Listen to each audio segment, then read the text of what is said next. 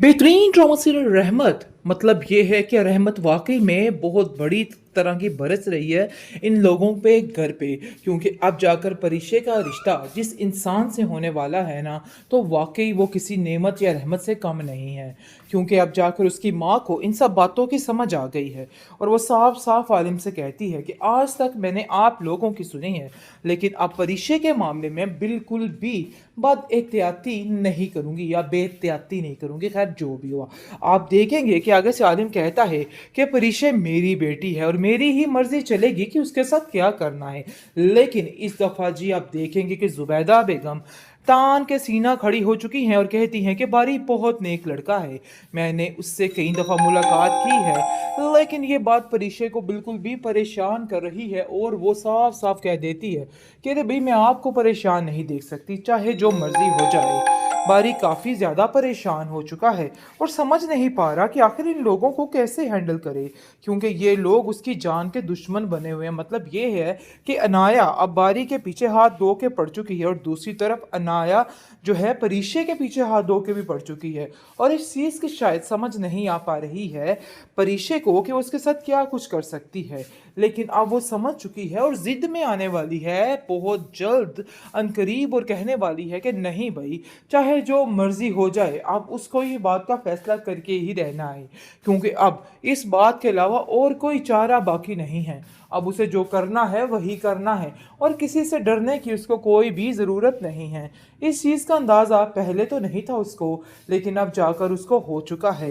बहरहाल परिचय काफ़ी उदास परेशान है। इसकी परेशानी का सबब पूछता है जाकर बारी उससे और कहता है कि आखिर ऐसी क्या बात है जिसने तुम्हें वहमो गुमान में रखा है और तुम्हें दिन रात के लिए इतना परेशान कर दिया है। मुझे तो तुम्हारी समझ नहीं आ रही, आखिर किस चीज़ की परेशानी है। तुम मुझे बता सकती हो, शेयर कर सकती हो। दूसरी तरफ जी मिनाल अपने घर में फ़िलहाल तो काफ़ी खुश है, लेकिन उसकी खुशियों को नज़र लगाने के लिए अनाया बेगम बैठी हुई है और उसकी खुशियों को इस तरीके से नज़र लगाएगी क्योंकि उसको हर तरफ हर जगह परिचय के अलावा और कोई दिखाई नहीं दे रहा और उसको ऐसा लग रहा है कि जब तक परिचय को वो ख़त्म नहीं कर देती उसकी ज़िंदगी में सुकून नहीं आएगा। वो परिचय के पास जाएगी और कहेगी कि आखिर क्यों तुम मेरी ज़िंदगी को तबाह करने के लिए आ चुकी हो, जिस पर वो उसको साफ साफ जवाब देती है कि अरे भाई इन सब चीज़ों में मेरा कोई कसूर नहीं और ना ही मैंने ऐसा कुछ किया है। आखिर क्या चाहते हो आप लोग, क्यों मेरे पीछे हाथ धो के पड़ चुके हो? मैंने तो ऐसा कुछ भी नहीं किया है। हाँ रही बात बारी की तो तुम्हें जाके उसको समझाना होगा।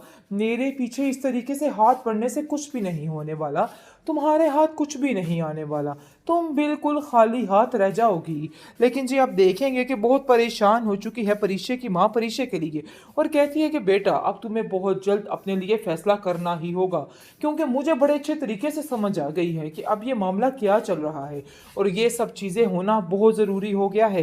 क्योंकि मैं बारी को बड़े अच्छे तरीके से जान चुकी हूँ और मेरी आंखें कभी धोखा नहीं खा सकती हैं और उसको पहचानना भी अब बहुत ज़रूरी है तुम्हारे लिए। आखिर क्या ऐसी वजह है जो तुम्हें फैसला करने पर मजबूर नहीं कर रहा और तुम बार बार क्यों इस बात को लेके लटकाने की कोशिश कर रही हो? बस मैं ये चाहती हूँ कि तुम लोग अपने घर में खुश रहो, क्योंकि वो जान चुकी है कि लीजे भी कहीं ना कहीं अपने घर में काफ़ी दर्द से गुजर रही है, लेकिन फिर भी खामोशी से सब कुछ देख रही है और कुछ नहीं कर पा रही। लेकिन अब उसका दिल है कि परिचय अपने घर में खुश और आबाद रहे और सारे मामलात जो हैं बेहतर तरीके से हो जाएं, क्योंकि बारी ने भी बातों बातों में इस चीज़ का इजहार कर दिया है जुबैदा के साथ और उसको कहा है कि बस आंटी अब आपको आंखें बंद करके ये फैसला कर लेना चाहिए, क्योंकि अब आपको ये फैसला करना बहुत ज़रूरी हो चुका। बेहतरीन ड्रामा सीरियल रहमत मतलब ये है कि रहमत वाकई में बहुत बड़ी तरह की बरस रही है इन लोगों पे घर पे। क्योंकि अब जाकर परिचय का रिश्ता जिस इंसान से होने वाला है ना, तो वाकई वो किसी नेमत या रहमत से कम नहीं है। क्योंकि अब जाकर उसकी माँ को इन सब बातों की समझ आ गई है और वो साफ साफ आलिम से कहती है कि आज तक मैंने आप लोगों की सुनी है, लेकिन अब परिचय के मामले में बिल्कुल भी बद एहतियाती नहीं करूँगी या बेहतियाती नहीं करूँगी। खैर जो भी हुआ, आप देखेंगे कि के आगे से आलिम कहता है कि परिशे मेरी बेटी है और मेरी ही मर्ज़ी चलेगी कि उसके साथ क्या करना है। लेकिन इस दफ़ा जी आप देखेंगे कि ज़ुबैदा बेगम तान के सीना खड़ी हो चुकी हैं और कहती हैं कि बारी बहुत नेक लड़का है।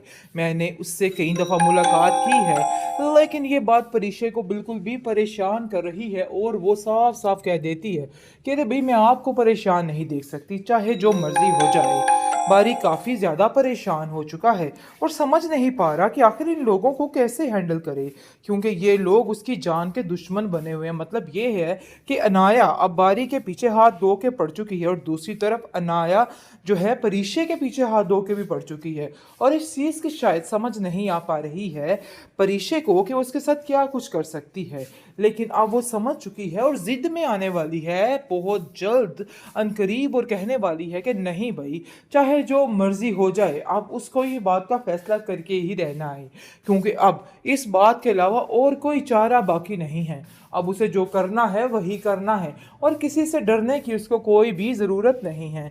इस चीज़ का अंदाज़ा पहले तो नहीं था उसको, लेकिन अब जाकर उसको हो चुका है। बहरहाल परिशे काफ़ी उदास परेशान है। इसकी परेशानी का सबब पूछता है जाकर बारी उससे और कहता है कि आखिर ऐसी क्या बात है जिसने तुम्हें वहमो-गुमान में रखा है और तुम्हें दिन-रात के लिए इतना परेशान कर दिया है? मुझे तो तुम्हारी समझ नहीं आ रही, आखिर किस चीज़ की परेशानी है? तुम मुझे बता सकती हो, शेयर कर सकती हो। दूसरी तरफ जी मिनाल अपने घर में फ़िलहाल तो काफ़ी खुश है, लेकिन उसकी खुशियों को नज़र लगाने के लिए अनाया बेगम बैठी हुई है और उसकी खुशियों को इस तरीके से नज़र लगाएगी क्योंकि उसको हर तरफ, हर जगह परिशे के अलावा और कोई दिखाई नहीं दे रहा और उसको ऐसा लग रहा है कि जब तक परिशे को वो ख़त्म नहीं कर देती, उसकी ज़िंदगी में सुकून नहीं आएगा। वो परिशे के पास जाएगी और कहेगी कि आखिर क्यों तुम मेरी ज़िंदगी को तबाह करने के लिए आ चुकी हो? जिस पर वो उसको साफ-साफ जवाब देती है कि अरे भई इन सब चीज़ों में मेरा कोई कसूर नहीं और ना ही मैंने ऐसा कुछ किया है।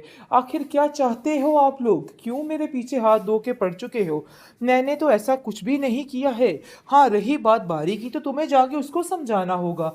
मेरे पीछे इस तरीके से हाथ पड़ने से कुछ भी नहीं होने वाला। तुम्हारे हाथ कुछ भी नहीं आने वाला। तुम बिल्कुल खाली हाथ रह जाओगी। लेकिन जी आप देखेंगे कि बहुत परेशान हो चुकी है परिशे की माँ परिशे के लिए और कहती है कि बेटा अब तुम्हें बहुत जल्द अपने लिए फ़ैसला करना ही होगा, क्योंकि मुझे बड़े अच्छे तरीके से समझ आ गई है कि अब ये मामला क्या चल रहा है और ये सब चीज़ें होना बहुत ज़रूरी हो गया है, क्योंकि मैं बारी को बड़े अच्छे तरीके से जान चुकी हूँ और मेरी आँखें कभी धोखा नहीं खा सकती हैं और उसको पहचानना भी अब बहुत ज़रूरी है तुम्हारे लिए। आखिर क्या ऐसी वजह है जो तुम्हें फ़ैसला करने पर मजबूर नहीं कर रहा और तुम बार-बार क्यों इस बात को लेके लटकाने की कोशिश कर रही हो? बस मैं ये चाहती हूँ कि तुम लोग अपने घर में खुश रहो, क्योंकि वो जान चुकी है कि लीज़े भी कहीं न कहीं अपने घर में काफ़ी दर्द से गुज़र रही है, लेकिन फिर भी खामोशी से सब कुछ देख रही है और कुछ नहीं कर पा रही। लेकिन अब उसका दिल है कि परिशे अपने घर में खुश और आबाद रहे और सारे मामलात जो हैं बेहतर तरीके से हो जाएँ, क्योंकि बारी ने भी बातों-बातों में इस चीज़ का इज़हार कर दिया है ज़ुबैदा के साथ और उसको कहा है कि बस आंटी अब आपको आँखें बंद करके ये फ़ैसला कर लेना चाहिए, क्योंकि अब आपको ये फ़ैसला करना बहुत ज़रूरी हो चुका